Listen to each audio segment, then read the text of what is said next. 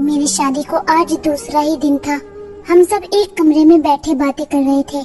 मेरा देवर अंकुश भी मेरी सास के पास ही बैठा था और मुझे छुप छुप कर देख रहा था। वो मेरे सामने आता हुआ बहुत शर्मा रहा था। खैर कुछ देर बाद मेरे पति आलोक भी कमरे में आ गए। उनके आते ही सब धीरे धीरे उठकर चले गए क्योंकि टाइम काफी हो चुका था। थोड़ी सी बातें करके हम दोनों भी सो गए। मेरे पति बहुत अच्छे इंसान थे, मेरा बहुत ख्याल रखते और मेरे ससुराल में भी अभी तक सब अच्छा था। अब शादी को 2-3 महीने हो गए थे, लेकिन अब तो सब और प्यार करने लगे थे। और मेरा देवर अंकुश भी मुझसे बहुत मजाक करता, पूरा दिन मेरे पीछे पीछे रहता और बहुत बातें करता। मैं भी उसकी बातों पर हंसती रहती और अपना घर का काम भी सारा कर लेती। एक दिन वो अपने कमरे में बैठा टीवी देख रहा था, तो मैं जैसे ही उसके कमरे में गई तो वो घबरा गया और उसने तुरंत टीवी को बंद कर दिया। मुझे थोड़ा शक हुआ और मैंने उससे पूछा कि तुम ऐसा क्या देख रहे थे जो मुझे देखकर टीवी ही बंद कर दिया। बोला कुछ नहीं, ऐसे ही बंद कर दिया। लेकिन मुझे पता लगाना था कि वो क्या देख रहा था और मैं कमरे से बाहर निकलकर उसे छुप छुप कर देखने लगी। उसने सोचा कि भाभी चली गई और टीवी फिर से चला लिया। मैंने देखा तो वो एक डरावनी फिल्म देख रहा था जो कि इसे मेरी सास और मेरे पति देखने से मना की हुई थी, क्योंकि इसे सारी रात डरावनी सपने आते और ये घर में किसी को भी सोने नहीं देता था और सारी रात जोर जोर से रोता था। मैं अंदर आई और बोली, आज तुम्हारे भैया से तुम्हारी शिकायत लगाऊंगी। उसने ये सुनते ही रोने वाला चेहरा कर लिया और बोला, आज के बाद नहीं देखूंगा, प्लीज भाभी भाई से मत बताना। मैंने उसको छोड़ दिया। मुझे अपना ससुराल बिल्कुल अपने घर जैसा लगता था। मैं यहाँ सच में बहुत खुश थी, लेकिन मुझे कहाँ पता था कि मेरी जिंदगी में दुखों की आंधी भी आने वाली है। एक दिन मैं अपने कमरे में बैठी मेकअप कर रही थी क्योंकि आलोक के घर आने का वक्त हो रहा था, लेकिन उनसे पहले अंकुश मेरे कमरे में आया और मुझे मेकअप करती हुई को गौर से देखने लगा और उसने एक लिपस्टिक उठा कर दी और बोला, भाभी ये लगा लो, ये मुझे बहुत पसंद है। मैंने सोचा क्यों बच्चे को उदास करना और मैंने वही लिपस्टिक लगा ली। वो मेरी तरफ बढ़ा और मेरे चेहरे को अपने दोनों हाथों से पकड़ लिया और बोला, भाभी अब तुम बहुत खूबसूरत लग रही हो। ये कहकर मेरे गले से लग गया। उसकी ये हरकत मुझे बहुत अजीब लगी और मैंने उसे पीछे हटा दिया और गुस्से से उसकी तरफ देखने लगी। वो समझ गया और बोला, भाभी आप तो गुस्सा हो गई, आप तो मेरी बड़ी बहन जैसी, बल्कि मुझे आप उनसे भी ज्यादा प्यारी हो, पर शायद आपको मेरा प्यार करना बुरा लग गया, मुझे माफ कर दो। ये बोलकर वो मेरे कमरे से चला गया। अब मुझे अपनी सोच पर घिन आ रही थी। मैं सोच रही थी कि अंकुश ने तो मुझे बड़ी बहन समझकर गले लगाया था और मैं कितना घटिया सोच रही थी और मैं अपने आप से शर्मिंदा थी। लेकिन फिर मैंने अगले दिन उसके साथ ऐसा ही व्यवहार कर लिया। वो मेरे गले में हाथ डालकर इधर उधर चलता और न जाने क्यों मेरे दिल से आवाज आती कि ये सब शायद गलत हो रहा है, लेकिन दिमाग कहता ऐसा नहीं है। वो छोटा बच्चा है और मुझे अपनी बड़ी बहन की तरह मानता है। हालांकि अंकुश इतना छोटा भी नहीं था, हाइट में तो मुझसे लंबा ही था, लेकिन उसकी उम्र अभी 15 साल थी। एक दिन मैं किचन में खाना बना रही थी। अंकुश स्कूल से आया और वो मुझे ढूंढता हुआ किचन में ही आ गया। मैंने उसको आते ही बोला कि जाओ ड्रेस जाकर बदलो, जब तक मैं तुम्हारे लिए खाना लगा दूंगी। वो मेरे गले लगा, लेकिन मुझे बहुत पसीना आ रहा था तो मैंने उसे पीछे हटा दिया और वो मेरे करीब आकर अपने हाथों से मेरे चेहरे का पसीना साफ करते हुए बोला, भाभी इतना सारा काम क्यों करती हो, थोड़ा काम बहन से भी करा लिया करो, वो भी तो सारा दिन टीवी ही देखती रहती है। तो मैंने उसे हंसकर बोला कि जब तुम्हारी शादी हो जाएगी तो सारा काम तुम्हारी पत्नी से कराऊंगी। वो बोला, भाभी मेरी पत्नी आप अपनी जैसी ही लाना, आप मुझे बहुत अच्छी लगती है। आज मुझे उसकी नजरों में थोड़ा खोट दिखाई दिया। मैं किसी से बुरा बनना नहीं चाहती थी, क्योंकि अगर मैं उसे डांट देती तो वो मेरी सास और नंद को ये बात बताता और वो मुझसे गुस्सा हो जाती। इसलिए मैंने सोचा कि ये रात में आलोक से बात करूंगी, उनको प्यार से सारी बात बताऊंगी, क्योंकि आजकल बहू के व्यवहार का सब बुरा मानते हैं, लेकिन उससे कभी कोई ये नहीं पूछता कि वो ऐसा क्यों कर रही है। सब यही सोचते हैं कि ये सब वो अलग रहने के लिए कर रही है। खैर रात में आलोक आए और मैंने सारी बात उनको बताई, लेकिन आलोक मेरी बातें सुनकर हंसने लगे और बोले, छोटा बच्चा है, तुम्हें मम्मी की तरह प्यार करता है, तुम्हें कुछ गलत फहमी हुई है, इतना मत सोचो, सो जाओ। अगले दिन मैंने अंकुश के स्कूल जाने के बाद ये बात अपनी सास को भी बताई, लेकिन वो भी हंसने लगी और बोले, तुमने तो हमें भी अपना दीवाना बना लिया है, तुम्हारे सारे काम ही इतने अच्छे हैं। मैं तो चाहती हूँ कि मेरी दूसरी बहू भी ऐसी ही आए। मैं चुप रह गई। फिर मैंने अपने आप ही अंकुश से बोलना कम कर दिया और उसके रूम में भी जाना बंद कर दिया। 2-3 दिन बाद उसको इस बात का एहसास हुआ और वो मुझसे बोला, क्या हुआ भाभी, मुझसे कोई गलती हुई है क्या? आप आजकल मुझसे बातें भी नहीं करती। मैंने हंसते हुए बोला, नहीं, बस घर के कामों में ज्यादा बिजी रहती हूँ, इसलिए वक्त नहीं मिल पाता। वो मेरी बात भी सुन रहा था और मुझे बहुत गौर से देख रहा था और फिर मुस्कुराते हुए बोला, आपके चेहरे पर ये जो तिल है मुझे बहुत प्यारा लगता है, मन करता है कि बस देखता रहूं।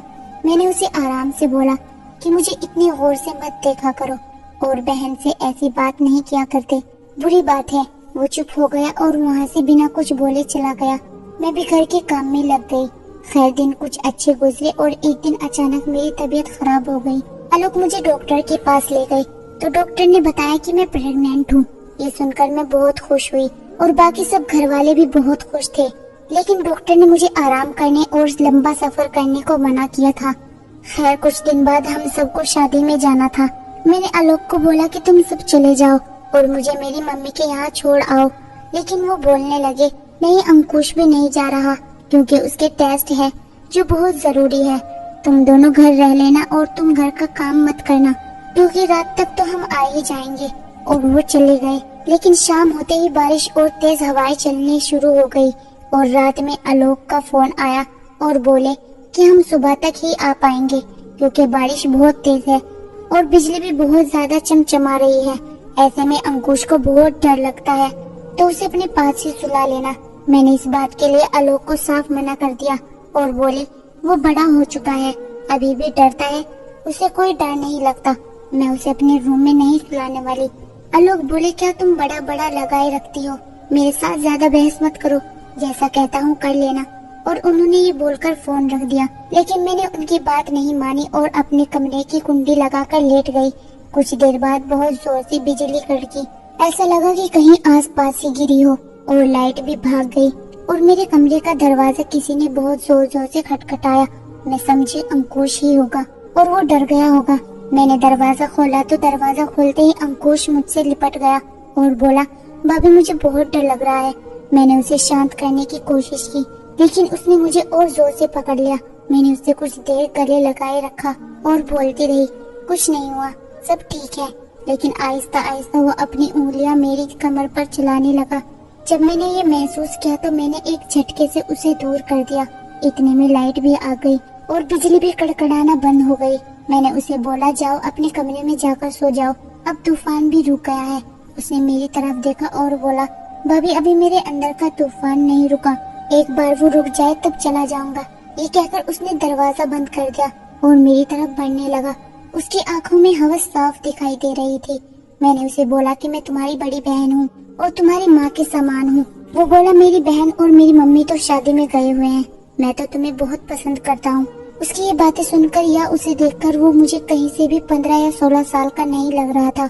मैं उसके सामने रोती रही, गिड़गिड़ाती रही, लेकिन उसने मेरी एक न सुनी और अपनी सारी हवस मुझ पर निकाल ली और फिर अपने कमरे में चला गया। मैं सारी रात रोती रही और आलोक के आने का इंतजार करती रही, लेकिन अब मन करता कि किचन से चाकू लेकर उसे जान से मार दूं। खैर सुबह हुई, आलोक आ गए। मैं आलोक के गले लगकर बहुत रोई और उसे रूम में ले जाकर सारी बात बताई। वो मुझ पर ही भड़क उठे और बोले, तुम्हें शर्म नहीं आती छोटे से बच्चे पर इतना बड़ा इल्जाम लगाते हुए? मैंने उसे बहुत समझाया, लेकिन उसने मेरी एक ना मानी और यहाँ तक कि मुझे मारने पर उतर आया। मैंने हिम्मत की, अपना एक बैग लिया और अपने मायके आ गई और अपनी मम्मी को सारी बात बताई। मेरी मम्मी बोली, तुमने उसे शुरू में ही क्यों नहीं डांटा?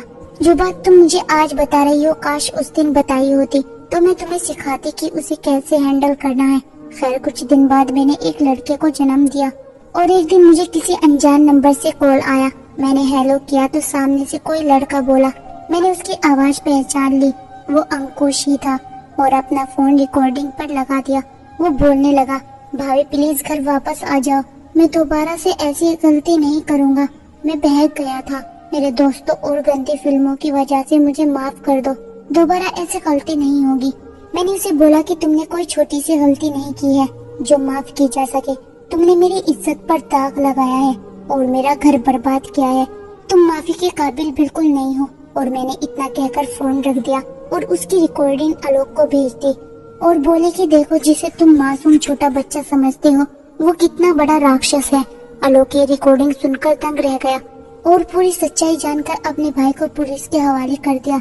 जब अंकुश जेल चला गया तो मेरी सास और आलोक मुझे लेने मेरे घर आए और आलोक ने हाथ जोड़कर और रोते हुए मुझसे माफी मांगी।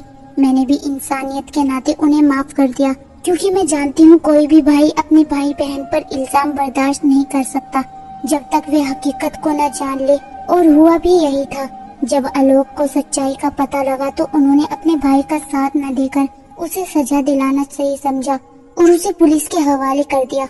उनके इंसाफ को देखकर मैं खुशी खुशी अपने ससुराल आ गई और मेरा घर काफी हद तक बच गया, जिसका मुझे डर था वे अब जेल की सलाखों के पीछे है।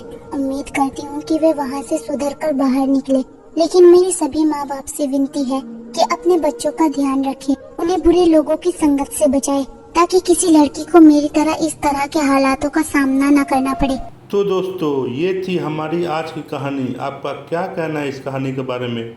कमेंट करके हमें ज़रूर बताएं। वीडियो को लाइक कर दीजिए और चैनल को सब्सक्राइब करके घंटी को दबाकर ऑल पर सेट कर लीजिए, ताकि आने वाले वीडियो आपको तुरंत मिले। मुझे दीजिए अगली वीडियो तक इजाज़त। तब तक के लिए धन्यवाद।